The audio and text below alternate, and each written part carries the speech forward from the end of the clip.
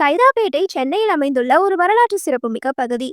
இங்கிருந்து மேற்கு மாம்பலம், சிஐடி நகர், நந்தனம் போன்ற பகுதிகளை இணைக்கும் ஒரு முக்கிய மையமா சைதாப்பேட்டை இருக்கு. இங்கு இருக்கும் சைதாப்பேட்டை கோர்ட் காம்ப்ளெக்ஸ் நெசவாளர்களின் பழைய குடியிருப்புகள் மற்றும் 1729 கட்டப்பட்டு இப்ப புதுப்பிக்கப்பட்ட மறைமலை அடிகள் பாலம், இது எல்லாமே சைதாப்பேட்டையில் உள்ள ஒரு முக்கிய பகுதியா இருக்கு. 1859 இருந்து 1947 வரை இந்த சைதாப்பேட்டையானது செங்கல்பட்டு மாவட்டத்தின் தலைமையகமாய் இயக்கப்பட்டு இருந்தது.